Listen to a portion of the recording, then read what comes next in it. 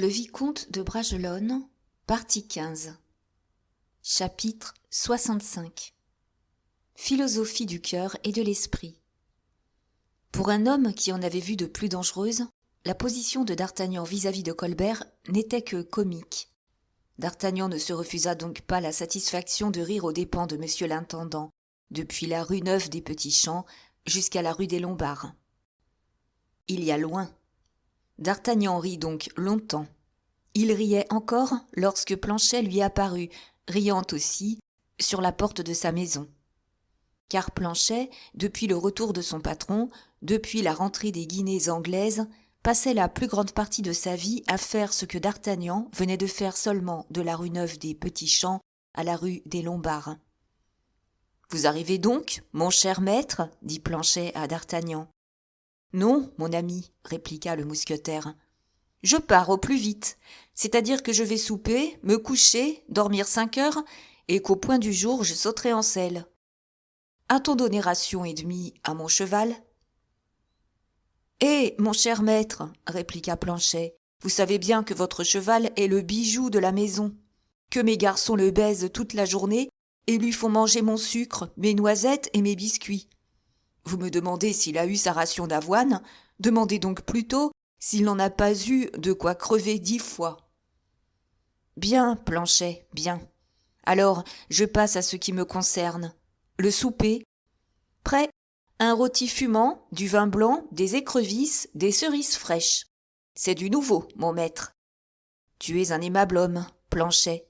Soupons donc, et que je me couche. » Pendant le souper, D'Artagnan observa que Planchet se frottait le front fréquemment, comme pour faciliter la sortie d'une idée logée à l'étroit dans son cerveau. Il regarda d'un air affectueux ce digne compagnon de ses traverses d'autrefois, et heurtant le verre au verre, « Voyons, dit-il, ami Planchet, voyons ce qui te gêne tant à m'annoncer. Mordiou, parle franc, tu parleras vite. »« Voici, répondit Planchet. Vous me faites l'effet d'aller à une expédition quelconque. Je ne dis pas non. Alors vous auriez eu quelque idée nouvelle ? C'est possible, Planchet. Alors, il y aurait un nouveau capital à aventurer. Je mets 50 000 livres sur l'idée que vous allez exploiter. Et, ce disant, Planchet frotta ses mains l'une contre l'autre avec la rapidité que donne une grande joie. Planchet, répliqua D'Artagnan, il n'y a qu'un malheur. Et lequel ? L'idée n'est pas à moi. Je ne puis rien placer dessus. Ces mots arrachèrent un gros soupir du cœur de Planchet. C'est une ardente conseillère, l'avarice. Elle enlève son homme, comme Satan fit à Jésus sur la montagne. Et lorsqu'une fois elle a montré à un malheureux tous les royaumes de la terre, elle peut se reposer, sachant bien qu'elle a laissé sa compagne, l'envie, pour mordre le cœur. Planchet avait goûté la richesse facile. Il ne devait plus s'arrêter dans ses désirs. Mais, comme c'était un bon cœur, malgré son avidité, comme il adorait D'Artagnan, il ne put s'empêcher de lui faire 1000 recommandations plus affectueuses les unes que les autres. Il n'eût pas été fâché non plus d'attraper une petite bribe du secret que cachait si bien son maître. Ruse, mine, conseils et traquenards furent inutiles. D'Artagnan ne lâcha rien de confidentiel. La soirée se passa ainsi. Après souper, le porte-manteau occupa D'Artagnan. Il fit un tour à l'écurie, caressa son cheval en lui visitant les fers et les jambes. Puis, ayant recompté son argent, il se mit au lit, où, dormant comme à 20 ans, parce qu'il n'avait ni inquiétude ni remords, il ferma la paupière 5 minutes après avoir soufflé la lampe. Beaucoup d'événements pouvaient pourtant le tenir éveillé. La pensée bouillonnait en son cerveau, les conjectures abondaient, et D'Artagnan était grand tireur d'horoscopes. Mais, avec ce flegme imperturbable qui fait plus que le génie pour la fortune et le bonheur des gens d'action, il remit au lendemain la réflexion, de peur, se dit-il, de n'être pas frais en ce moment. Le jour vint. La rue des Lombards eut sa part des caresses de l'aurore aux doigts de rose, et D'Artagnan se leva comme l'aurore. Il n'éveilla personne, mit son porte-manteau sous son bras, descendit l'escalier sans faire crier une marche, sans troubler un seul des ronflements sonores étagés du grenier à la cave. Puis, ayant scellé son cheval, refermé l'écurie et la boutique, il partit au pas pour son expédition de Bretagne. Il avait eu bien raison de ne pas penser la veille à toutes les affaires politiques et diplomatiques qui sollicitaient son esprit, car au matin, dans la fraîcheur et le doux crépuscule, il sentit ses idées se développer, pures et fécondes. Et, d'abord, il passa devant la maison de Fouquet et jeta dans une large boîte béante à la porte du surintendant le bienheureux bordereau que, la veille, il avait eu tant de peine à soustraire aux doigts crochus de l'intendant. Mis sous enveloppe à l'adresse de Fouquet, le bordereau n'avait pas même été deviné par Planchet, qui, en fait de divination, valait Calchat ou Apollon Pythien. D'Artagnan renvoyait donc la quittance à Fouquet, sans se compromettre lui-même et sans avoir désormais de reproches à s'adresser. Lorsqu'il eut fait cette restitution commode, « Maintenant, se dit-il, humons beaucoup d'air matinal, beaucoup d'insouciance et de santé. Laissons respirer le cheval Zéphyr, qui gonfle ses flancs comme s'il s'agissait d'aspirer un hémisphère, et soyons très ingénieux dans nos petites combinaisons. » « Il est temps, poursuivit d'Artagnan, de faire un plan de campagne, et, selon la méthode de M. de Turenne, qui a une fort grosse tête pleine de toutes sortes de bons avis, avant le plan de campagne, il convient de dresser un portrait ressemblant des généraux ennemis à qui nous avons affaire. Tout d'abord se présente M. Fouquet. Qu'est-ce que M. Fouquet ? M. Fouquet, se répondit à lui-même d'Artagnan, c'est un bel homme, fort aimé des femmes, un galant homme fort aimé des poètes, un homme d'esprit très exécré des faquins. Je ne suis ni femme, ni poète, ni faquin. Je n'aime donc ni ne hais, monsieur le surintendant. Je me trouve donc absolument dans la position où se trouva monsieur de Turenne lorsqu'il s'agit de gagner la bataille des dunes. Il ne haïssait pas les Espagnols, mais il les battit à plate couture. Non pas. Il y a meilleur exemple, mordiou. Je suis dans la position où se trouva le même monsieur de Turenne lorsqu'il eut en tête le prince de Condé à Jargeau, à Gien et au faubourg Saint-Antoine. Il n'exécrait pas monsieur le prince, c'est vrai, mais il obéissait au roi. Monsieur le prince est un homme charmant, mais le roi est le roi. Turenne poussa un gros soupir, appela Condé « mon cousin » et lui rafla son armée. Maintenant, que veut le roi ? Cela ne me regarde pas. Maintenant, que veut M. Colbert ? Oh, c'est autre chose. M. Colbert veut tout ce que ne veut pas M. Fouquet. Que veut donc M. Fouquet ? Oh oh, ceci est grave. M. Fouquet veut précisément tout ce que veut le roi. Ce monologue achevé, d'Artagnan se remit à rire en faisant siffler sa houssine. Il était déjà en pleine grande route, effarouchant les oiseaux sur les haies, écoutant les louis qui dansaient à chaque secousse dans sa poche de peau, et, avouons-le, chaque fois que d'Artagnan se rencontrait en de pareilles conditions, la tendresse n'était pas son vice dominant. « Allons, dit-il, l'expédition n'est pas fort dangereuse, et il en sera de mon voyage comme de cette pièce que M. Monk me mena voir à Londres, et qui s'appelle, je crois, « Beaucoup de bruit pour rien ». Chapitre 66. Voyage. C'était la 50e fois peut-être, depuis le jour où nous avons ouvert cette histoire, que cet homme au cœur de bronze et aux muscles d'acier avait quitté maison et amis, tout enfin, pour aller chercher la fortune et la mort. L'une, c'est-à-dire la mort, avait constamment reculé devant lui comme si elle en eût peur. L'autre, c'est-à-dire la fortune, depuis un mois seulement, avait fait réellement alliance avec lui. Quoique ce ne fût pas un grand philosophe, selon Épicure ou selon Socrate, c'était un puissant esprit, ayant la pratique de la vie et de la pensée. On n'est pas brave, on n'est pas aventureux, on n'est pas adroit, comme l'était d'Artagnan, sans être en même temps un peu rêveur. Il avait donc retenu, çà et là, quelques bribes de M. de la Rochefoucauld, dignes d'être mis en latin par messieurs de Port-Royal, et il avait fait collection en passant, dans la société d'Athos et d'Aramis, de beaucoup de morceaux de Sénèque et de Cicéron, traduits par eux et appliqués à l'usage de la vie commune. Ce mépris des richesses, que notre Gascon avait observé comme article de foi pendant les 35 premières années de sa vie, avait été regardé longtemps par lui comme l'article premier du code de la bravoure. « Article premier, disait-il. On est brave parce qu'on n'a rien. On n'a rien parce qu'on méprise les richesses. » Aussi, avec ces principes, qui, ainsi que nous l'avons dit, avaient régi les 35 premières années de sa vie, D'Artagnan ne fut pas plutôt riche qu'il dut se demander si, malgré sa richesse, il était toujours brave. À cela, pour tout autre que d'Artagnan, l'événement de la place de Grève eût pu servir de réponse. Bien des consciences s'en fussent contentées, mais d'Artagnan était assez brave pour se demander sincèrement et consciencieusement s'il était brave.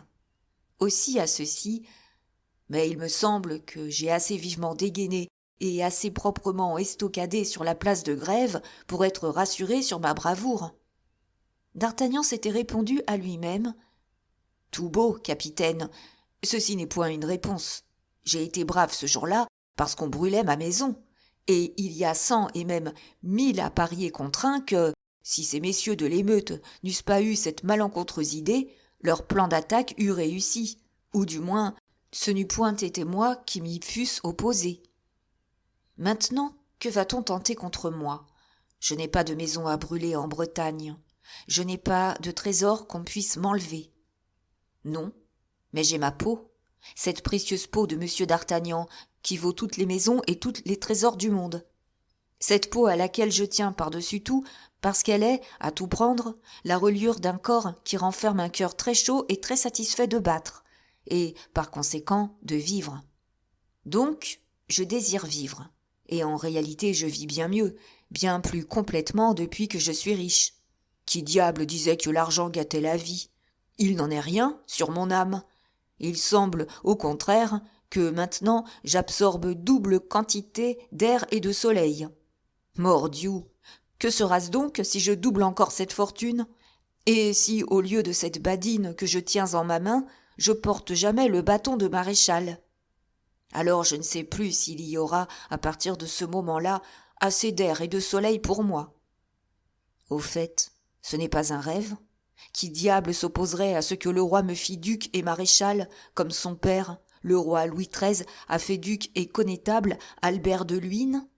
Ne suis-je pas aussi brave et bien autrement intelligent que cet imbécile de Vitry ? Ah, voilà justement ce qui s'opposera à mon avancement. J'ai trop d'esprit.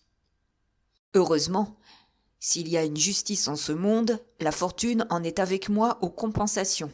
Elle me doit, certes, une récompense pour tout ce que j'ai fait pour Anne d'Autriche et un dédommagement pour tout ce qu'elle n'a point fait pour moi. Donc, à l'heure qu'il est, me voilà bien avec un roi, et avec un roi qui a l'air de vouloir régner. Dieu le maintienne dans cette illustre voie, car s'il veut régner, il a besoin de moi.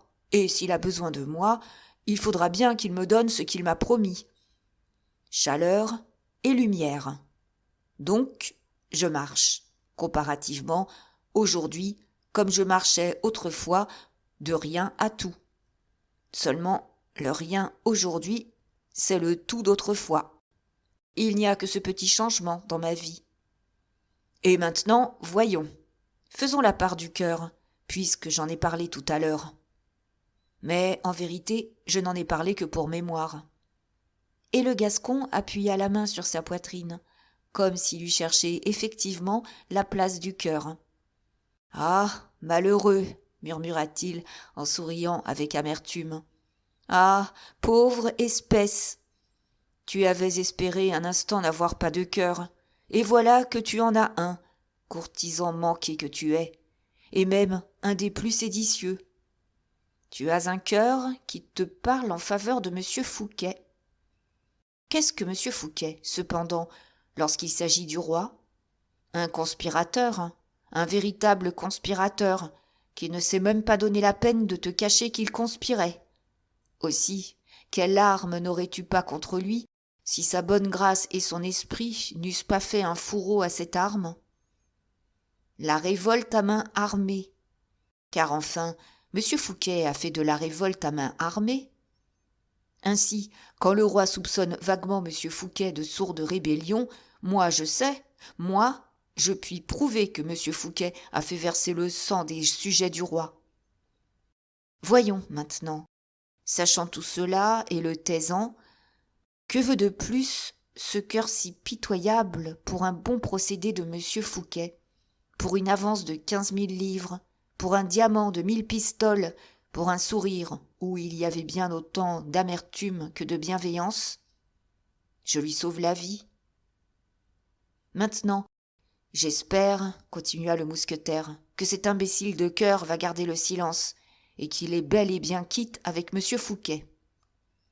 Donc, maintenant le roi est mon soleil, et comme voilà mon cœur quitte avec M. Fouquet, gare à qui se remettra devant mon soleil. En avant pour sa majesté Louis XIV. En avant. Ces réflexions étaient les seuls empêchements qui pussent retarder l'allure de d'Artagnan. Or, ces réflexions une fois faites, il pressa le pas de sa monture. Mais si parfait que fût le cheval Zéphyr, il ne pouvait aller toujours. Le lendemain du départ de Paris, il fut laissé à Chartres, chez un vieil ami que d'Artagnan s'était fait d'un hôtelier de la ville. Puis, à partir de ce moment, le mousquetaire voyagea sur des chevaux de poste. Grâce à ce mode de locomotion, il traversa donc l'espace qui sépare Chartres de Châteaubriand. Dans cette dernière ville, encore assez éloignée des côtes pour que nul ne devinât que d'Artagnan allait gagner la mer, assez éloignée de Paris pour que nul ne soupçonnât qu'il en venait, le messager de Sa Majesté Louis XIV, que d'Artagnan avait appelé son soleil, sans se douter que celui qui n'était encore qu'une assez pauvre étoile dans le ciel de la royauté ferait un jour de cet astre son emblème, le messager du roi Louis XIV, disons-nous, quitta la poste et acheta un bidet de la plus pauvre apparence, une de ces montures que jamais officier de cavalerie ne se permettrait de choisir, de peur d'être déshonoré. Sauf le pelage, cette nouvelle acquisition rappelait fort à d'Artagnan ce fameux cheval orange avec lequel, ou plutôt sur lequel, il avait fait son entrée dans le monde. Il est vrai de dire que, du moment où il avait enfourché cette nouvelle monture, ce n'était plus d'Artagnan qui voyageait. C'était un bonhomme vêtu d'un juste-au-corps gris de fer, d'un haut-de-chausses marron, tenant le milieu entre le prêtre et le laïc. Ce qui, surtout, le rapprochait de l'homme d'église, c'est que d'Artagnan avait mis sur son crâne une calotte de velours râpé et par-dessus la calotte un grand chapeau noir. Plus d'épée, un bâton pendu par une corde à son avant-bras, mais auquel il se promettait, comme auxiliaire inattendu, de joindre à l'occasion une bonne dague de 10 pouces cachée sous son manteau. Le bidet acheté à Châteaubriand complétait la différence. Il s'appelait, ou plutôt d'Artagnan l'avait appelé, Furet. « Si de Zéphyr j'ai fait Furet, dit d'Artagnan, il faut faire de mon nom un diminutif quelconque. Donc, au lieu de d'Artagnan, je serai Agnan, tout court. C'est une concession que je dois naturellement à mon habit gris, à mon chapeau rond et à ma calotte râpée.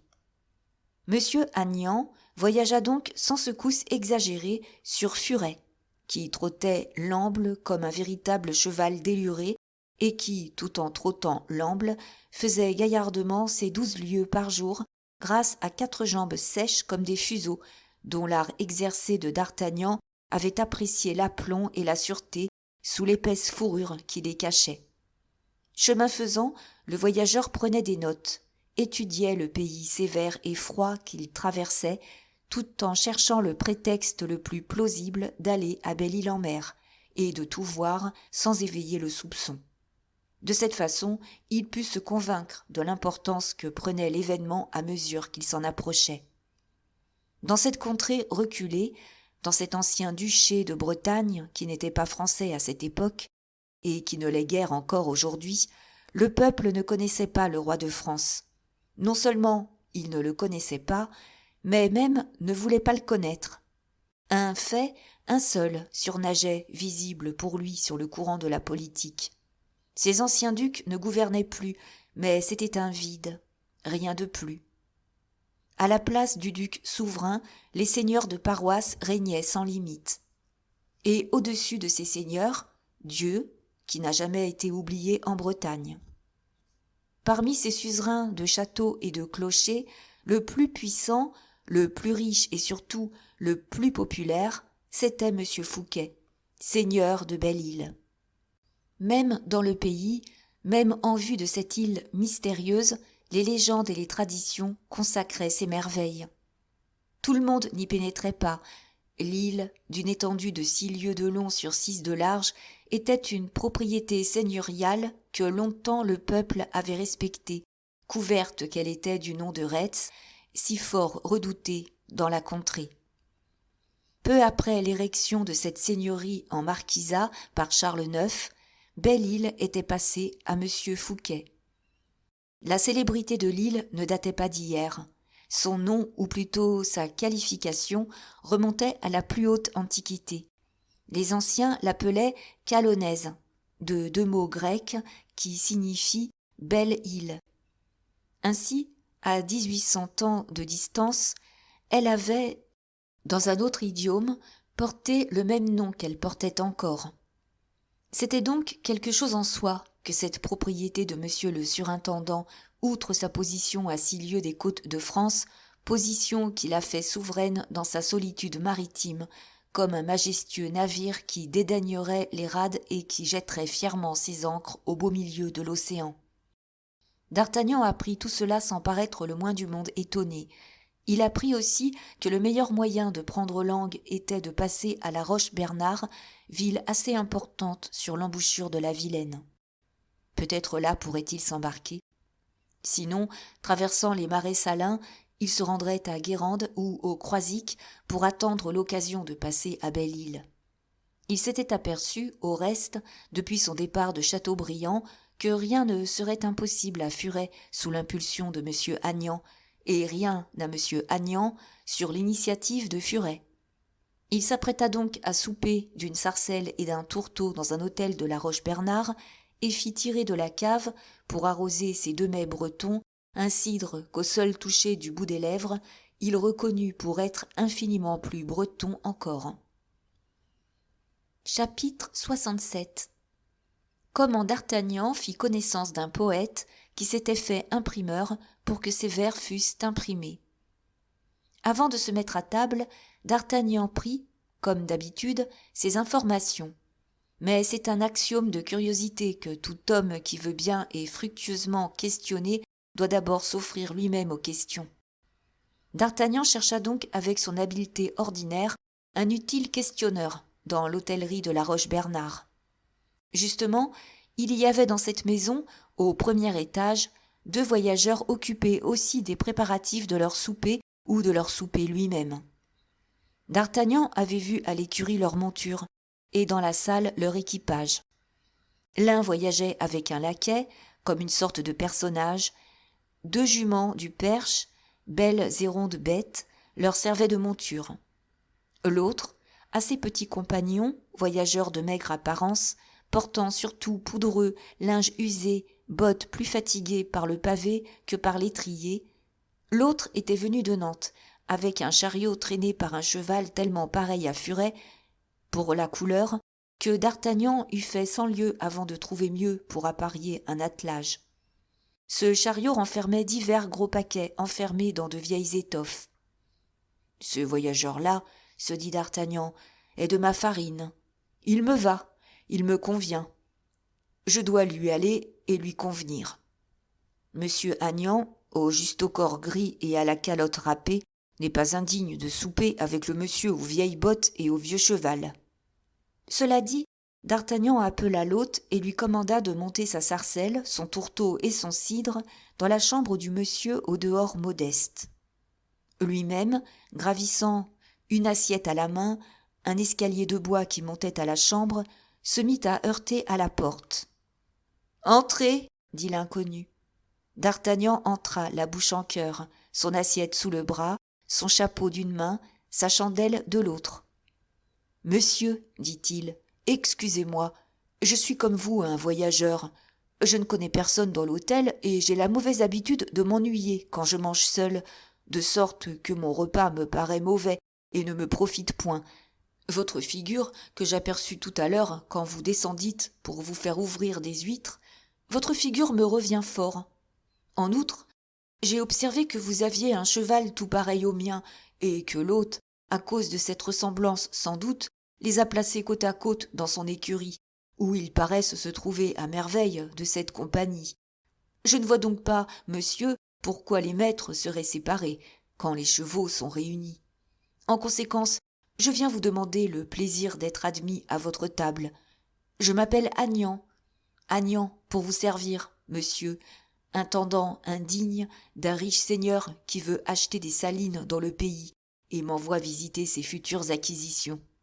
En vérité, monsieur, je voudrais que ma figure vous agréât autant que la vôtre m'agrée, car je suis tout vôtre en honneur.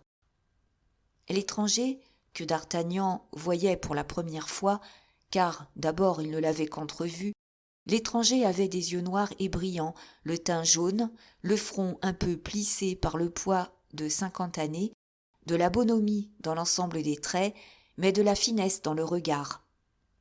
On dirait, pensa d'Artagnan, que ce gaillard-là n'a jamais exercé que la partie supérieure de sa tête, l'œil et le cerveau, et ce doit être un homme de science.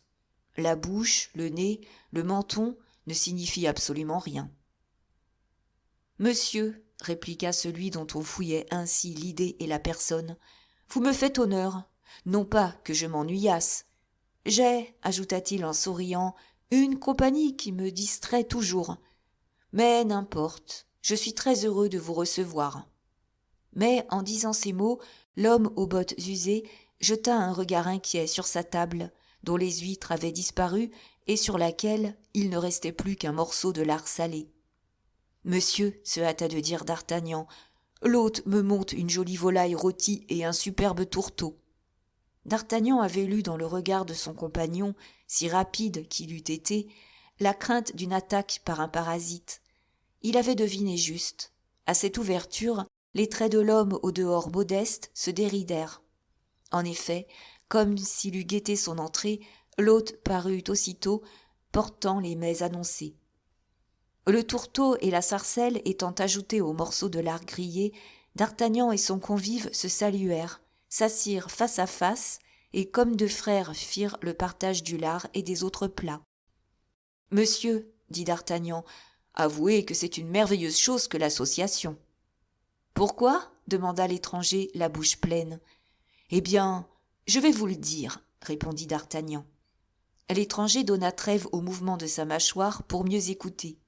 « D'abord, continua d'Artagnan, au lieu d'une chandelle, que nous avions chacun, en voici deux. »« C'est vrai, » dit l'étranger, frappé de l'extrême justesse de l'observation. « Puis je vois que vous mangez mon tourteau par préférence, tandis que moi, par préférence, je mange votre lard. C'est encore vrai. Enfin, par-dessus le plaisir d'être mieux éclairé et de manger des choses de son goût, je mets le plaisir de la société. En vérité, monsieur, vous êtes jovial, dit agréablement l'inconnu. Mais oui, monsieur, jovial comme tous ceux qui n'ont rien dans la tête. Oh, il n'en est pas ainsi de vous, poursuivit d'Artagnan, et je vois dans vos yeux toutes sortes de génies. Oh, monsieur, voyons, avouez-moi une chose. Laquelle ? C'est que vous êtes un savant. Ma foi, monsieur. Hein ? Presque. Allons donc. Je suis un auteur. Là, s'écria d'Artagnan, ravi, en frappant dans ses deux mains. Je ne m'étais pas trompé. C'est du miracle. Monsieur. Et quoi ? Continua d'Artagnan. J'aurai le bonheur de passer cette nuit dans la société d'un auteur célèbre, peut-être ? Oh, fit l'inconnu en rougissant. Célèbre, monsieur, célèbre n'est pas le mot. Modeste, s'écria d'Artagnan, transporté. Il est modeste.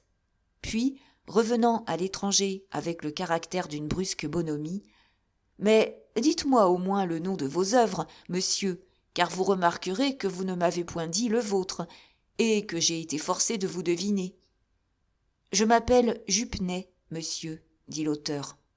Beau nom, fit d'Artagnan, beau nom, sur ma parole, et je ne sais pourquoi, pardonnez-moi cette bévue, si c'en est une, Je ne sais comment, je me figure avoir entendu prononcer ce nom quelque part. Mais j'ai fait des vers, dit modestement le poète. Et voilà, on me les aura fait lire.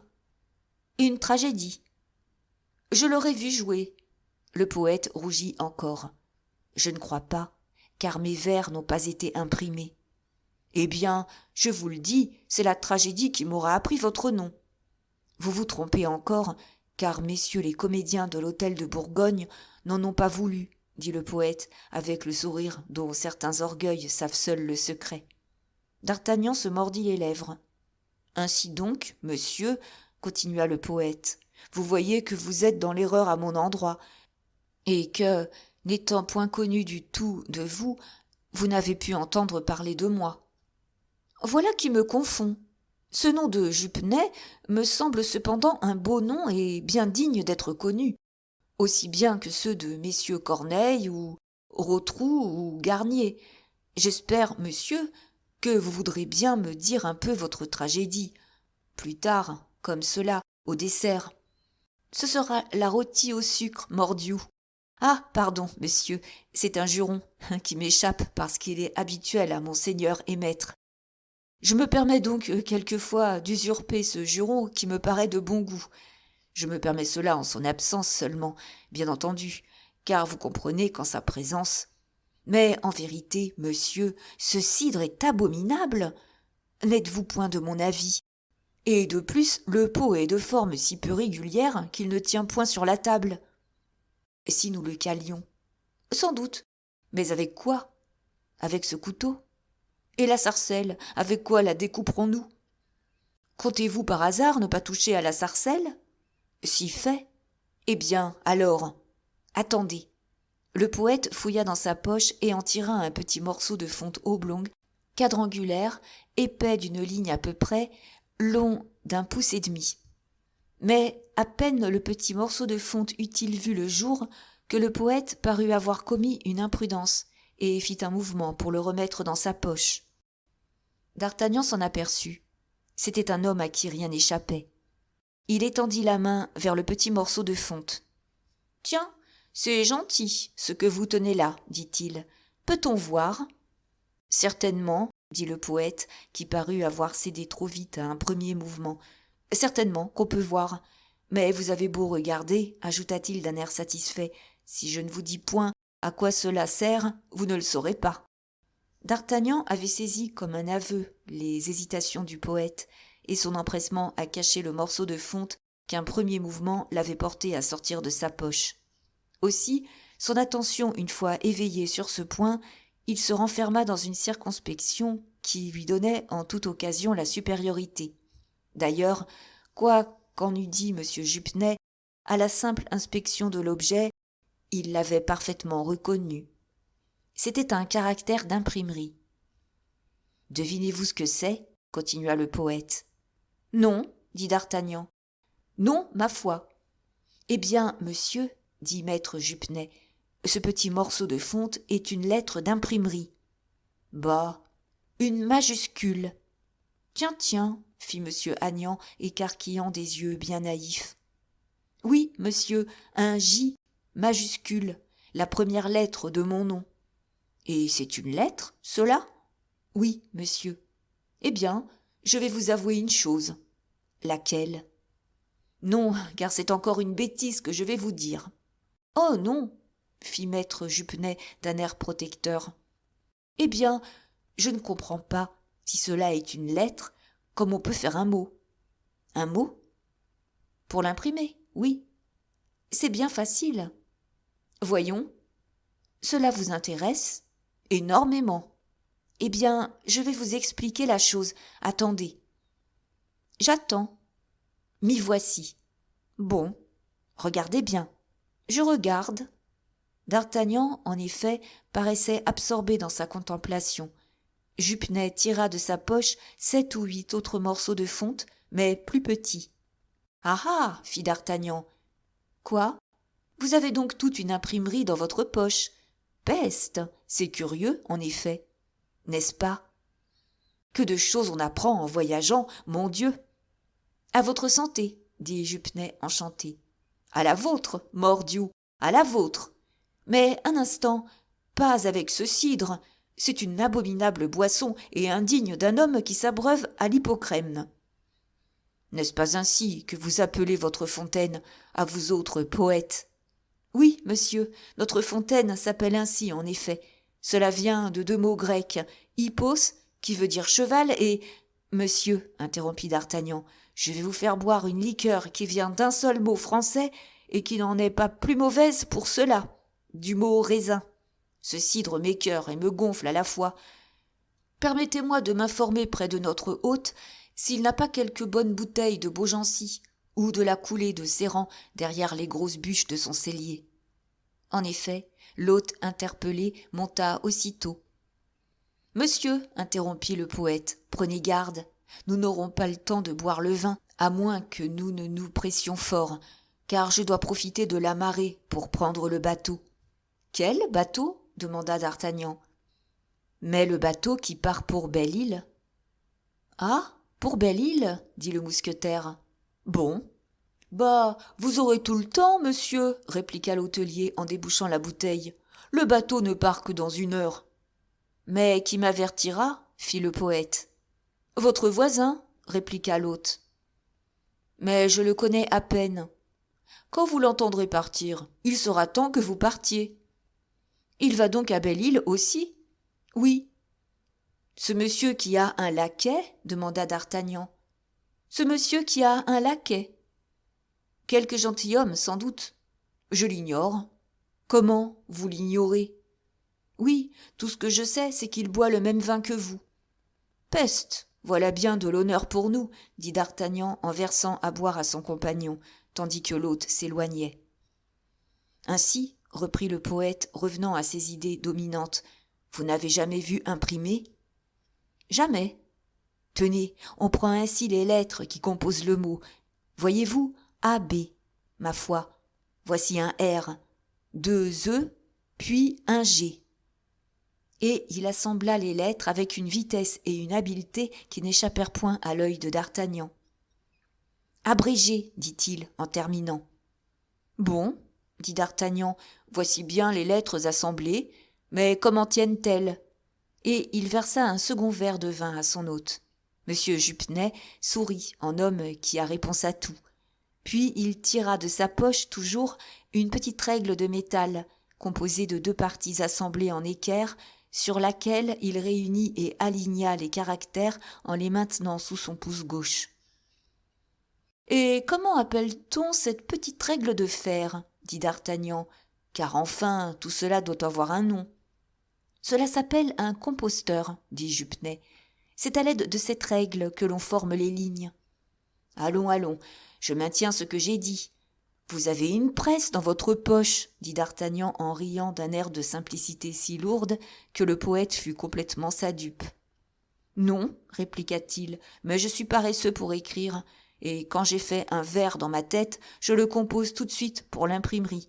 C'est une besogne dédoublée. » « Mordiou, » pensa en lui-même d'Artagnan, « il s'agit d'éclaircir cela. » Et sous un prétexte qui n'embarrassa pas le mousquetaire, homme fertile en expédients, il quitta la table, descendit l'escalier, courut au hangar sous lequel était le petit chariot, fouilla avec la pointe de son poignard l'étoffe et les enveloppes d'un des paquets, qu'il trouva pleins de caractères de fonte pareils à ceux que le poète imprimeur avait dans sa poche. « Bien, » dit d'Artagnan, « je ne sais point encore si M. Fouquet veut fortifier matériellement Belle-Île, mais voilà, en tout cas, des munitions spirituelles pour le château. » Puis, riche de cette découverte, il revint se mettre à table. D'Artagnan savait ce qu'il voulait savoir. Il n'en resta pas moins en face de son partenaire jusqu'au moment où l'on entendit dans la chambre voisine le remue-ménage d'un homme qui s'apprête à partir. Aussitôt l'imprimeur fut sur pied. Il avait donné des ordres pour que son cheval fût attelé. La voiture l'attendait à la porte. Le second voyageur se mettait en selle dans la cour avec son laquais. D'Artagnan suivit Jupenet jusqu'au port. Il embarqua sa voiture et son cheval sur le bateau. Quant au voyageur opulent, il en fit autant de ses 2 chevaux et de son domestique. Mais quelque esprit que dépensa d'Artagnan pour savoir son nom, il ne put rien apprendre. Seulement, il remarqua son visage, de façon que le visage se grava pour toujours dans sa mémoire. D'Artagnan avait bonne envie de s'embarquer avec les deux passagers, mais un intérêt plus puissant que celui de la curiosité, celui du succès, le repoussa du rivage et le ramena dans l'hôtellerie. Il y rentra en soupirant et se mit immédiatement au lit afin d'être prêt le lendemain de bonne heure avec de fraîches idées et le conseil de la nuit. Chapitre 68. D'Artagnan continue ses investigations. Au point du jour, D'Artagnan sella lui-même Furet, qui avait fait bombance toute la nuit, et dévoré à lui seul les restes de provisions de ses deux compagnons. Le mousquetaire prit tous ses renseignements de l'hôte, qu'il trouva fin, défiant et dévoué corps et âme à M. Fouquet. Il en résulta que, pour ne donner aucun soupçon à cet homme, il continua sa fable d'un achat probable de quelques salines. S'embarquer pour Belle-Île à la Roche-Bernard c'eût été s'exposer à des commentaires que, peut-être, on avait déjà faits et qu'on allait porter au château. De plus, il était singulier que ce voyageur et son laquais fussent restés un secret pour d'Artagnan, malgré toutes les questions adressées par lui à l'hôte, qui semblait le connaître parfaitement. Le mousquetaire se fit donc renseigner sur les salines et prit le chemin des marais, laissant la mer à sa droite et pénétrant dans cette plaine vaste et désolée qui ressemble à une mer de boue, dont çà et là quelques crêtes de sel argentent les ondulations.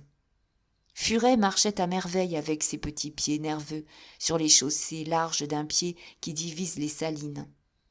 D'Artagnan, rassuré sur les conséquences d'une chute qui aboutirait à un bain froid, le laissait faire, se contentant, lui, de regarder à l'horizon les trois rochers aigus qui sortaient, pareils à des fers de lance, du sein de la plaine sans verdure. Piriac, le bourg de Batz et le Croisic, semblables les uns aux autres, attiraient et suspendaient son attention. Si le voyageur se retournait pour mieux s'orienter, il voyait de l'autre côté un horizon de trois autres clochers, Guérande, le Pouliguen, Saint-Joachim, qui, dans leur circonférence, lui figuraient un jeu de quilles, dont Furet et lui n'étaient que la boule vagabonde. Piriac était le premier petit port sur sa droite. Il s'y rendit, le nom des principaux sauniers à la bouche. Au moment où il visita le petit port de Piriac, 5 gros chalands chargés de pierres s'en éloignaient. Il parut étrange à d'Artagnan que des pierres partissent d'un pays où l'on n'en trouve pas. Il eut recours à toute l'aménité de M. Agnan pour demander aux gens du port la cause de cette singularité. Un vieux pêcheur répondit à M. Agnan que les pierres ne venaient pas de Piriac, ni des marais, bien entendu. « D'où viennent-elles, alors » demanda le mousquetaire. « Monsieur, elles viennent de Nantes et de Paimboeuf. »« Où donc vont-elles ?»« Monsieur, à Belle-Île. »« Ah ah » fit d'Artagnan, du même ton qu'il avait pris pour dire à l'imprimeur que ses caractères l'intéressaient. « On travaille donc à Belle-Île ?»« Mais oui-da, monsieur. Tous les ans, monsieur Fouquet fait réparer les murs du château. »« Il est en ruine, donc ?»« Il est vieux. »« Fort bien. » Le fait est, se dit d'Artagnan, que rien n'est plus naturel et que tout propriétaire a le droit de faire réparer sa propriété. C'est comme si l'on venait me dire à moi que je fortifie l'image de Notre-Dame lorsque je serais purement et simplement obligé d'y faire des réparations. En vérité, je crois qu'on a fait de faux rapports à Sa Majesté et qu'elle pourrait bien avoir tort. Vous m'avouerez, continua-t-il alors tout haut en s'adressant au pêcheur, car son rôle d'homme défiant lui était imposé par le but même de la mission. Vous m'avouerez, mon bon monsieur, que ces pierres voyagent d'une bien singulière façon. Comment ? Dit le pêcheur. Elles viennent de Nantes et de Paimboeuf par la Loire, n'est-ce pas ? Ça descend. C'est commode, je ne dis pas. Mais pourquoi ne vont-elles pas droit de Saint-Nazaire à Belle-Île ? Eh, parce que les chalands sont de mauvais bateaux et tiennent mal la mer, répliqua le pêcheur. Ce n'est pas une raison. Pardonnez-moi, monsieur, on voit bien que vous n'avez jamais navigué, ajouta le pêcheur, non sans une sorte de dédain. Expliquez-moi cela, je vous prie, mon bonhomme. Il me semble à moi que venir de Paimboeuf à Piriac, pour aller de Piriac à Belle-Île, c'est comme si on allait de la Roche-Bernard à Nantes et de Nantes à Piriac. Par eau, ce serait plus court, répliqua imperturbablement le pêcheur. Mais il y a un coude. Le pêcheur secoua la tête. Le chemin le plus court d'un point à un autre, c'est la ligne droite, poursuivit d'Artagnan. Vous oubliez le flot, monsieur. Soit, va pour le flot. Et le vent? Ah bon? Sans doute, le courant de la Loire pousse presque les barques jusqu'au Croisic. Si elles ont besoin de se radouber un peu ou de rafraîchir l'équipage, elles viennent à Piriac en longeant la côte. De Piriac, elles trouvent un autre courant inverse qui les mène à l'île du Mai, 2 lieues et demie. D'accord. Là, le courant de la Vilaine les jette sur une autre île, l'île d'Oedic. Je le veux bien. Et, monsieur, de cette île à Belle-Île, le chemin est tout droit. La mer, brisée en amont et en aval, passe comme un canal, comme un miroir entre les 2 îles.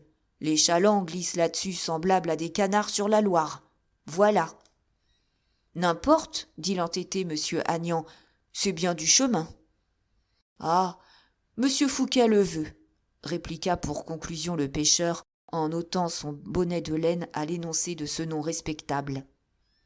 Un regard de d'Artagnan, regard vif et perçant comme une lame d'épée, ne trouva dans le cœur du vieillard que la confiance naïve, sur ses traits que la satisfaction et l'indifférence. Il disait « Monsieur Fouquet le veut », comme il eût dit « Dieu l'a voulu ». D'Artagnan s'était encore trop avancé à cet endroit. D'ailleurs, les chalands partis, il ne restait à Piriac qu'une seule barque, celle du vieillard, et elle ne semblait pas disposée à reprendre la mer sans beaucoup de préparatifs. Aussi, d'Artagnan caressa-t-il Furet, qui, pour nouvelle preuve de son charmant caractère, se remit en marche, les pieds dans les salines et le nez au vent très sec qui courbe les ajoncs et les maigres bruyères de ce pays. Il arriva vers 5 heures au Croisic. Si d'Artagnan eût été poète, c'était un beau spectacle que celui de ces immenses grèves, d'une lieue et plus, que couvre la mer aux marées et qui, au reflux, apparaissent grisâtres, désolés, jonchés de polypes et d'algues mortes, avec leurs galets épars et blancs comme des ossements dans un vaste cimetière. Mais le soldat, le politique, l'ambitieux, n'avait plus même cette douce consolation de regarder au ciel pour y lire un espoir ou un avertissement. Le ciel rouge signifie pour ces gens du vent et de la tourmente. Les nuages blancs et ouatés sur l'azur disent tout simplement que la mer sera égale et douce.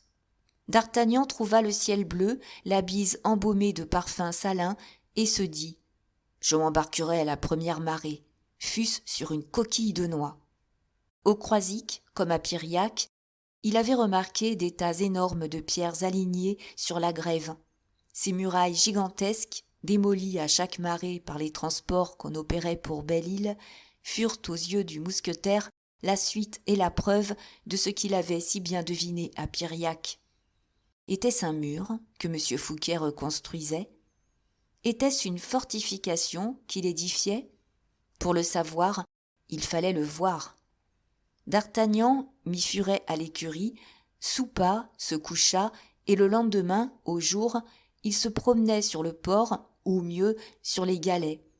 Le Croisic a un port de 50 pieds, il a une vigie qui ressemble à une énorme brioche élevée sur un plat. Les grèves plates sont le plat. S'embrouetter de terre solidifiée avec des galets et arrondie en cône avec des allées sinueuses sont la brioche et la vigie en même temps. C'est ainsi, aujourd'hui, c'était ainsi il y a 180 ans.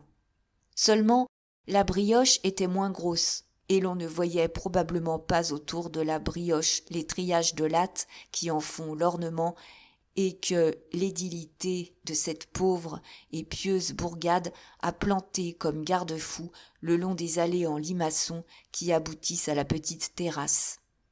Sur les galets, 3 ou 4 pêcheurs causaient sardines et chevrettes. Monsieur Agnan, l'œil animé d'une bonne grosse gaieté, le sourire aux lèvres, s'approcha des pêcheurs. « Pêche-t-on aujourd'hui » dit-il. « Oui, monsieur, » dit l'un d'eux, « et nous attendons la marée. »« Où pêchez-vous, mes amis ?»« Sur les côtes, monsieur. »« Quelles sont les bonnes côtes ?»« Ah, c'est selon. Le tour des îles, par exemple. »« Mais c'est loin, les îles ?»« Pas trop, 4 lieues. »« 4 lieues ? C'est un voyage. » Le pêcheur se mit à rire au nez de monsieur Agnan. « Écoutez donc, reprit celui-ci, avec sa native bêtise, à 4 lieues, on perd de vue la côte, n'est-ce pas ? Mais pas toujours. Enfin, c'est loin, trop loin même, sans quoi je vous eusse demandé de me prendre à bord et de me montrer ce que je n'ai jamais vu. Quoi donc ? Un poisson de mer vivant. Monsieur est de province ? Dit un des pêcheurs. Oui, je suis de Paris. Le Breton haussa les épaules, puis « Avez-vous vu monsieur Fouquet à Paris ?» demanda-t-il. « Souvent, répondit Agnan. « Souvent ?» firent les pêcheurs en resserrant leur cercle autour du Parisien. « Vous le connaissez ?»« Un peu. Il est ami intime de mon maître. »« Ah !» firent les pêcheurs. « Et, ajouta d'Artagnan, j'ai vu tous ses châteaux, de Saint-Mandé, de Vaux et son hôtel de Paris. »« C'est beau. Superbe. »« Ce n'est pas si beau que Belle-Île, » dit un pêcheur. « Bah !» répliqua M. Agnan en éclatant d'un rire assez dédaigneux qui courrouça tous les assistants. « On voit bien que vous n'avez pas vu Belle-Île, » répliqua le pêcheur le plus curieux. « Savez-vous que cela fait 6 lieues et qu'il a des arbres que l'on n'en voit pas de pareils à Nantes, sur le fossé ?»« Des arbres ? En mer ?» s'écria d'Artagnan. « Je voudrais bien voir cela. »« C'est facile, nous pêchons à l'île de Hoëdic. Venez avec nous. De cet endroit, vous verrez comme un paradis les arbres noirs de Belle-Île sur le ciel. Vous verrez la ligne blanche du château qui coupe comme une lame l'horizon de la mer. »« Oh !» fit d'Artagnan, « ce doit être beau. Mais il y a 100 clochers au château de monsieur Fouquet, à Vaux, savez-vous ?» Le Breton leva la tête avec une admiration profonde, mais ne fut pas convaincu. « 100 clochers, dit-il, c'est égal, Belle-Île est plus beau. Voulez-vous voir Belle-Île ? » « Est-ce que c'est possible ? demanda monsieur Agnan. « Oui, avec la permission du gouverneur. Mais je ne le connais pas, moi, ce gouverneur. Puisque vous connaissez monsieur Fouquet, vous direz votre nom. »« Oh, mes amis, je ne suis pas un gentilhomme, moi. »« Tout le monde entre à Belle-Île, continua le pêcheur dans sa langue forte et pure, pourvu qu'on ne veuille pas de mal à Belle-Île ni à son seigneur. » Un frisson léger parcourut le corps du mousquetaire. « C'est vrai, pensa-t-il.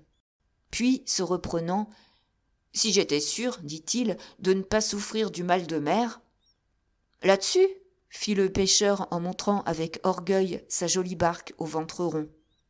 « Allons, vous me persuadez, s'écria M. Agnan. « J'irai voir Belle-Île. Mais on ne me laissera pas entrer. »« Nous entrons bien, nous. »« Vous, pourquoi ? » ?»« Mais, dame, pour vendre du poisson aux corsaires. »« Et des corsaires, que dites-vous ? » ?»« Je dis que M. Fouquet fait construire 2 corsaires pour la chasse aux Hollandais et aux Anglais, et que nous vendons du poisson aux équipages de ces petits navires. »« Tiens, tiens, fit d'Artagnan, de mieux en mieux. Une imprimerie, des bastions et des corsaires. Allons, M. Fouquet n'est pas un médiocre ennemi, comme je l'avais présumé. Il vaut la peine qu'on se remue pour le voir de près. »« Nous partons à 5h30, ajouta gravement le pêcheur. « Je suis tout à vous, je ne vous quitte pas. » En effet, d'Artagnan vit les pêcheurs aller avec un tourniquet leur barque jusqu'au flot. La mer monta, M. Agnan se laissa glisser jusqu'au bord, non sans jouer la frayeur et prêter à rire aux petits mousses qui le surveillaient de leurs grands yeux intelligents. Il se coucha sur une voile pliée en 4, laissa l'appareillage se faire, et la barque, avec sa grande voile carrée, prit le large en 2 heures de temps. Les pêcheurs, qui faisaient leur état tout en marchant, ne s'aperçurent pas que leurs passagers n'avaient point pâli, point gémi, point souffert, que malgré l'horrible tangage et le roulis brutal de la barque, à laquelle nulle main n'imprimait la direction, le passager novice avait conservé sa présence d'esprit et son appétit. Il pêchait, et la pêche était assez heureuse. Aux lignes amorcées de crevettes venaient mordre, avec force soubresauts, les sols et les carlets. 2 fils avaient déjà été brisés par des congres et des cabillots d'un poids énorme. 3 anguilles de mer labouraient la cale de leurs replis vaseux et de leurs frétillements d'agonie. D'Artagnan leur portait bonheur. Ils le lui dirent.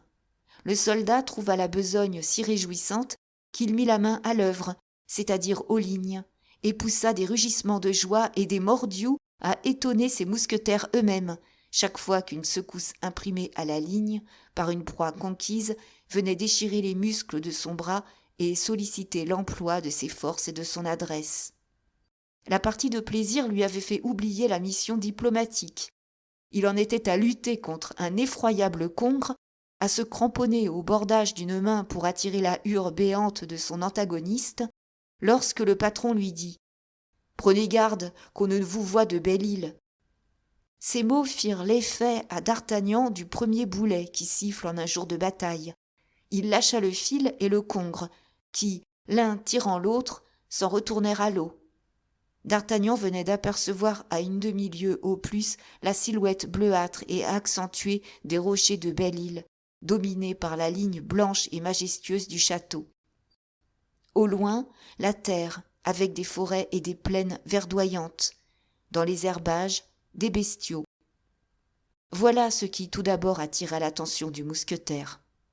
Le soleil, parvenu au quart du ciel, lançait des rayons d'or sur la mer et faisait voltiger une poussière resplendissante autour de cette île enchantée. On n'en voyait, grâce à cette lumière éblouissante, que les points aplanis.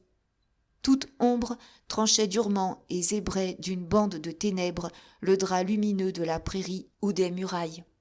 « Hé hé !» fit D'Artagnan à l'aspect de ces masses de roches noires. « Voilà, ce me semble, des fortifications qui n'ont besoin d'aucun ingénieur pour inquiéter un débarquement. Par où diable peut-on descendre sur cette terre que Dieu a défendue si complaisamment ? » « Par ici, » répliqua le patron de la barque en changeant la voile et en imprimant au gouvernail une secousse qui mena l'esquif dans la direction d'un joli petit port tout coquet, tout rond et tout crénelé à neuf. « Que diable vois-je là ? dit D'Artagnan. « Vous voyez Locmaria, répliqua le pêcheur. « Mais là-bas, c'est Bangos. Et plus loin, Saugeuse, puis le palais. Mordiou, c'est un monde. Ah, voilà des soldats. »« Il y a 1700 hommes à Belle-Île, monsieur, » répliqua le pêcheur avec orgueil. « Savez-vous que la moindre garnison est de 22 compagnies d'infanterie ?»« Mordiou !» s'écria D'Artagnan en frappant du pied. « Sa Majesté pourrait bien avoir raison. » Chapitre 69. Où le lecteur sera sans doute aussi étonné que le fut D'Artagnan de retrouver une ancienne connaissance. Il y a toujours dans un débarquement, fût-ce celui du plus petit esquif de la mer, un trouble et une confusion qui ne laissent pas à l'esprit la liberté dont il aurait besoin pour étudier du premier coup d'œil l'endroit nouveau qui lui est offert. Le point mobile, le matelot agité, le bruit de l'eau sur le galet, les cris et les empressements de ceux qui attendent au rivage sont les détails multiples de cette sensation qui se résume en un seul résultat, l'hésitation. Ce ne fut donc qu'après avoir débarqué et quelques minutes de station sur le rivage que D'Artagnan vit sur le port et surtout dans l'intérieur de l'île s'agiter un monde de travailleurs. À ses pieds, D'Artagnan reconnut les 5 chalands chargés de moellons qu'il avait vus partir du port de Piriac. Les pierres étaient transportées au rivage à l'aide d'une chaîne formée par 25 ou 30 paysans. Les grosses pierres étaient chargées sur des charrettes qui les conduisaient dans la même direction que les moellons, c'est-à-dire vers des travaux dont D'Artagnan ne pouvait encore apprécier la valeur ni l'étendue. Partout régnait une activité égale à celle que remarqua Télémaque en débarquant à Salente. D'Artagnan avait bonne envie de pénétrer plus avant, mais il ne pouvait, sous peine de défiance, se laisser soupçonner de curiosité. Il n'avançait donc que petit à petit, dépassant à peine la ligne que les pêcheurs formaient sur la plage, observant tout, ne disant rien, et allant au-devant de toutes les suppositions que l'on eût pu faire avec une question niaise ou un salut poli. Cependant, tandis que ses compagnons faisaient leur commerce, vendant ou vantant leurs poissons aux ouvriers et aux habitants de la ville, d'Artagnan avait gagné peu à peu du terrain, et, rassuré par le peu d'attention qu'on lui accordait, il commença à jeter un regard intelligent et assuré sur les hommes et les choses qui apparaissaient à ses yeux. Au reste, les premiers regards de d'Artagnan rencontrèrent des mouvements de terrain auxquels l'œil d'un soldat ne pouvait se tromper. Aux deux extrémités du port, afin que les feux se croisassent sur le grand axe de l'ellipse formée par le bassin, on avait élevé d'abord 2 batteries destinées évidemment à recevoir des pièces de côte, car d'Artagnan vit les ouvriers achever les plateformes et disposer la demi-circonférence en bois sur laquelle la roue des pièces doit tourner pour prendre toutes les directions au-dessus de l'épaulement. À côté de chacune de ces batteries, d'autres travailleurs garnissaient de gabions remplis de terre le revêtement d'une autre batterie. Celle-ci avait des embrasures, et un conducteur de travaux appelait successivement les hommes qui, avec des hardes, liaient des saucissons, et ceux qui découpaient les losanges et les rectangles de gazon destinés à retenir les joncs des embrasures. À l'activité déployée à ces travaux déjà avancés, on ne pouvait les regarder comme terminés. Ils n'étaient point garnis de leurs canons, mais les plateformes avaient leurs gîtes et leurs madriers tout dressés. La terre, battue avec soin, les avait consolidés et, en supposant l'artillerie dans l'île, en moins de 2 ou 3 jours, le port pouvait être complètement armé. Ce qui étonna d'Artagnan, lorsqu'il reporta ses regards des batteries de côte aux fortifications de la ville, fut de voir que Belle-Île était défendue par un système tout à fait nouveau, dont il avait entendu parler plus d'une fois au comte de la Fère comme d'un grand progrès, mais dont il n'avait point encore vu l'application. Ces fortifications n'appartenaient plus ni à la méthode hollandaise de Marollois, ni à la méthode française du chevalier Antoine de Ville, mais au système de Manesson-Mallet, habile ingénieur qui, depuis 6 ou 8 ans à peu près, avait quitté le service du Portugal pour entrer au service de France. Ces travaux avaient cela de remarquable qu'au lieu de s'élever hors de terre, comme faisaient les anciens remparts destinés à défendre la ville des échelades, ils s'y enfonçaient, au contraire, et ce qui faisait la hauteur des murailles, c'était la profondeur des fossés. Il ne fallut pas un long temps à d'Artagnan pour reconnaître toute la supériorité d'un pareil système qui ne donne aucune prise au canon. En outre, comme les fossés étaient au-dessous du niveau de la mer, ces fossés pouvaient être inondés par des écluses souterraines. Au reste, les travaux étaient presque achevés, et un groupe de travailleurs, recevant des ordres d'un homme qui paraissait être le conducteur des travaux, était occupé à poser les dernières pierres. Un pont de planches jeté sur le fossé, pour la plus grande commodité des manœuvres conduisant les brouettes, reliait l'intérieur à l'extérieur. D'Artagnan demanda avec une curiosité naïve s'il lui était permis de traverser le pont, et il lui fut répondu qu'aucun ordre ne s'y opposait. En conséquence, d'Artagnan traversa le pont et s'avança vers le groupe. Ce groupe était dominé par cet homme qu'avait déjà remarqué d'Artagnan et qui paraissait être l'ingénieur en chef. Un plan était étendu sur une grosse pierre formant table, et à quelques pas de cet homme, une grue fonctionnait. Cet ingénieur, qui, en raison de son importance, devait tout d'abord attirer l'attention de d'Artagnan, portait un juste-au-corps qui, par sa somptuosité, n'était guère en harmonie avec la besogne qu'il faisait, laquelle eût plutôt nécessité le costume d'un maître maçon que celui d'un seigneur. C'était, en outre, un homme d'une haute taille, aux épaules larges et carrées, et portant un chapeau tout couvert de panaches. Il gesticulait d'une façon on ne peut plus majestueuse, et paraissait, car on ne le voyait que de dos, gourmander les travailleurs sur leur inertie ou leur faiblesse. D'Artagnan approchait toujours. En ce moment, l'homme au panache avait cessé de gesticuler, et, les mains appuyées sur les genoux, il suivait, à demi courbé sur lui-même, les efforts de 6 ouvriers qui essayaient de soulever une pierre de taille à la hauteur d'une pièce de bois destinée à soutenir cette pierre, de façon qu'on pût passer sous elle la corde de la grue.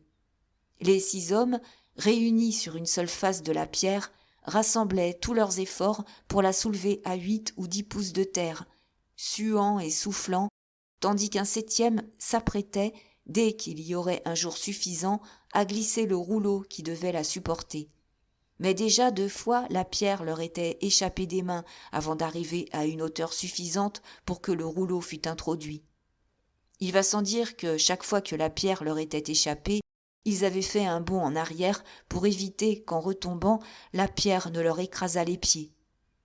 À chaque fois, cette pierre abandonnée par eux s'était enfoncée de plus en plus dans la terre grasse, ce qui rendait de plus en plus difficile l'opération à laquelle les travailleurs se livraient en ce moment. Un 3e effort fait resta sans un succès meilleur, mais avec un découragement progressif.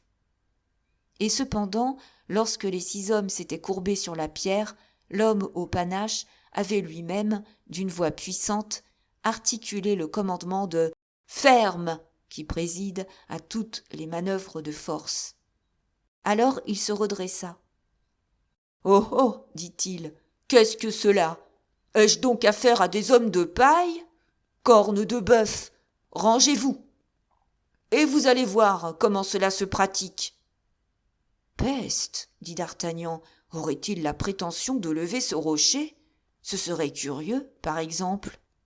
Les ouvriers, interpellés par l'ingénieur, se rangèrent l'oreille basse et secouant la tête, à l'exception de celui qui tenait le madrier et qui s'apprêtait à remplir son office. L'homme au panache s'approcha de la pierre, se baissa, glissa ses mains sous la face qui posait à terre, roidit ses muscles herculéens et, sans secousse, d'un mouvement lent comme celui d'une machine, il souleva le rocher à 1 pied de terre. L'ouvrier qui tenait le madrier profita de ce jeu qui lui était donné et glissa le rouleau sous la pierre. « Voilà !» dit le géant, non pas en laissant retomber le rocher, mais en le reposant sur son support. « Mordiou !» s'écria d'Artagnan, « je ne connais qu'un homme capable d'un tel tour de force. »« Hein ?» fit le colosse en se retournant. « Porthos !» murmura d'Artagnan, saisi de stupeur. « Porthos à Belle-Île !» De son côté, l'homme au panache arrêta ses yeux sur le faux intendant et, malgré son déguisement, le reconnut. « D'Artagnan !» s'écria-t-il, et le rouge lui monta au visage. « Chut !» fit-il à d'Artagnan. « Chut !» lui fit le mousquetaire. En effet, si Porthos venait d'être découvert par d'Artagnan, d'Artagnan venait d'être découvert par Porthos. L'intérêt de leur secret particulier les emporta chacun tout d'abord. Néanmoins, le premier mouvement des 2 hommes fut de se jeter dans les bras l'un de l'autre. Ce qu'ils voulaient cacher aux assistants, ce n'était pas leur amitié, c'était leur nom. Mais après l'embrassade vint la réflexion. Pourquoi diantre Porthos est-il à Belle-Île et lève-t-il des pierres ? Se dit d'Artagnan. Seulement, d'Artagnan se fit cette question tout bas. Moins fort en diplomatie que son ami, Porthos pensa tout haut. « Pourquoi diable êtes-vous à Belle-Île ? demanda-t-il à d'Artagnan. « Et qu'y venez-vous faire ?» Il fallait répondre sans hésiter. Hésiter à répondre à Porthos eût été un échec dont l'amour-propre de d'Artagnan n'eût jamais pu se consoler. « Pardieu, mon ami, je suis à Belle-Île parce que vous y êtes. »« Oh, bah !» fit Porthos, visiblement étourdi de l'argument et cherchant à s'en rendre compte avec cette lucidité de déduction que nous lui connaissons. « Sans doute, » continua d'Artagnan, qui ne voulait pas donner à son ami le temps de se reconnaître. « J'ai été pour vous voir à Pierrefonds. »« Vraiment ? » ?»« Oui. »« Et vous ne m'y avez pas trouvé ? » ?»« Non, mais j'ai trouvé Mouston. »« Il va bien. »« Peste. » Mais enfin, Mouston ne vous a pas dit que j'étais ici. Pourquoi ne me l'eût-il pas dit? Ai-je par hasard démérité de la confiance de Mouston? Non, mais il ne le savait pas. Oh, voilà une raison qui n'a rien d'offensant pour mon amour-propre, au moins. Mais comment avez-vous fait pour me rejoindre? Eh, mon cher, un grand seigneur comme vous laisse toujours trace de son passage, et je m'estimerais bien peu si je ne savais pas suivre les traces de mes amis. Cette explication, toute flatteuse qu'elle était, ne satisfit pas entièrement Porthos. Mais je n'ai pu laisser de traces, étant venu déguisé, dit Porthos. Ah, vous êtes venu déguisé? Fit d'Artagnan. Oui. Et comment cela? En meunier. Est-ce qu'un grand seigneur comme vous, Porthos, peut affecter des manières communes au point de tromper les gens? Eh bien, je vous jure, mon ami, que tout le monde y a été trompé, tant j'ai bien joué mon rôle. Enfin, pas si bien que je ne vous ai rejoint et découvert. Justement, comment m'avez-vous rejoint et découvert? Attendez donc, j'allais vous raconter la chose. Imaginez-vous que Mouston... Oh, c'est ce drôle de Mouston, dit Porthos en plissant les deux arcs de triomphe qui lui servaient de sourcils. Mais attendez donc. Il n'y a pas de la faute de Mouston, puisqu'il ignorait lui-même où vous étiez. Sans doute. Voilà pourquoi j'ai si grande hâte de comprendre. Oh, comme vous êtes impatient, Porthos. Quand je ne comprends pas, je suis terrible. Vous allez comprendre. Aramis vous a écrit à Pierrefonds, n'est-ce pas? Oui. Il vous a écrit d'arriver avant l'équinoxe. C'est vrai. Eh bien, voilà, dit d'Artagnan, espérant que cette raison suffirait à Porthos. Porthos parut se livrer à un violent travail d'esprit. Ah oui, dit-il, je comprends. Comme Aramis me disait d'arriver avant l'équinoxe, vous avez compris que c'était pour le rejoindre. Vous vous êtes informé où était Aramis. Vous disant, où sera Aramis sera Porthos. Vous avez appris qu'Aramis était en Bretagne, et vous vous êtes dit, Porthos est en Bretagne. Et justement, en vérité, Porthos, je ne sais comment, vous ne vous êtes pas fait devin. Alors, vous comprenez, en arrivant à la Roche-Bernard, j'ai appris les beaux travaux de fortification que l'on faisait à Belle-Île. Le récit qu'on m'en a fait a piqué ma curiosité. Je me suis embarqué sur un bâtiment pêcheur, sans savoir le moins du monde que vous étiez ici. Je suis venu. J'ai vu un gaillard qui remuait une pierre qu'Ajax n'eût pas ébranlée. Je me suis écrié, il n'y a que le baron de Bracieux qui soit capable d'un pareil tour de force.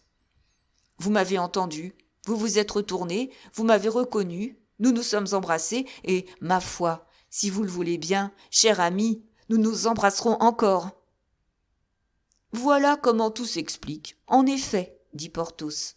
Et il embrassa d'Artagnan avec une si grande amitié que le mousquetaire en perdit la respiration pendant 5 minutes. Allons, allons, plus fort que jamais, dit d'Artagnan, et toujours dans les bras. Heureusement. Porthos salua d'Artagnan avec un gracieux sourire. Pendant les 5 minutes où d'Artagnan avait repris sa respiration, il avait réfléchi qu'il avait un rôle fort difficile à jouer. Il s'agissait de toujours questionner sans jamais répondre. Quand la respiration lui revint, son plan de campagne était fait.